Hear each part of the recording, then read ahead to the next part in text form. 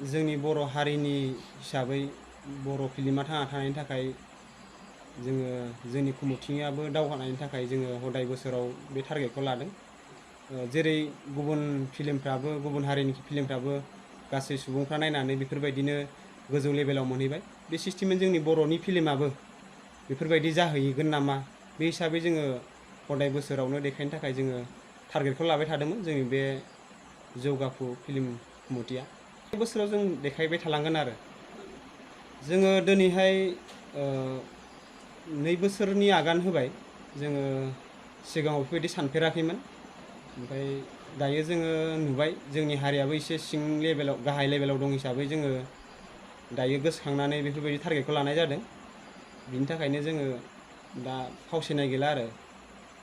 नोंथांमोना सिगां समफोराव माबायदि अनसायनाय मोनबोदोंमोन? जों बे मोजांखौनो बुंनांगोन आरो रायजो राजाफोरखौ आं बेखौनो खावलायनो सानोदि जोंनि बर' फिल्मा दिनैसिम गाहाय थाखोआव दं हिसाबै रायजो राजाफ्रा हेफाजाब होनांगौ, बयबो नायफैनांगौ, गासै फिल्मखौनो नायनांगौ।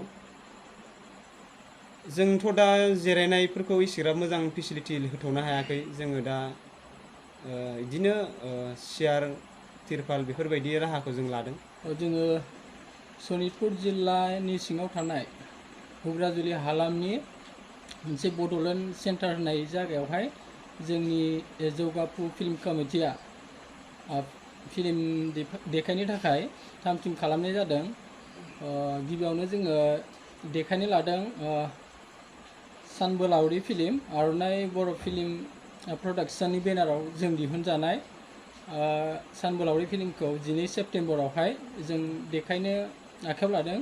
लोगोसे आरएन फिल्म प्रडाक्शनजों दिहुनजानाय थैसाम 2 सावथुनखौ जोङो 13 सेप्तेम्बरावहाय देखायनो थाखाय थाम थिम खालामनाय जादों। स' बेनि गेजेराव आं बेखौनो खावलायनो सानगोन दि गासै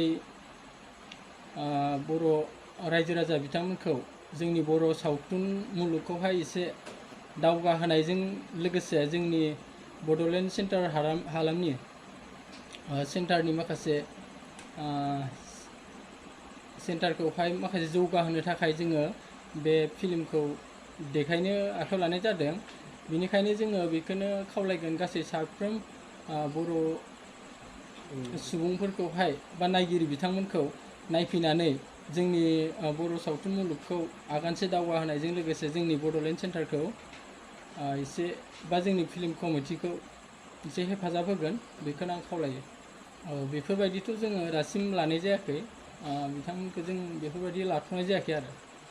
लोगोसे जोंनि लकेलनिनो माखासे उन्दै उन्दै जाखांफुनाय गथ'फोर बिथांमोनखौ माने जोङो मोसानाय दिन्थिफुंनो नागिरदों। बेनो मानो होनबा जों बेजों लोगोसे माखासे गथ'फोरखौहाय मोजां लेभेलावहाय लांनो हायो जेन, जों बेखौ आसा खालामनानै जोंनि लकेलनिनो माखासे मोसाखावरि बिथांमोनखौ जों हांख्रायनो नागिरदों। जों बेखौनो गुरै खावलायो जे बेसेबां हायो माने लोब लोब फैनानै नायफैनांगौ, अनसायफैनांगौ, जों बेखौनो खावलायो।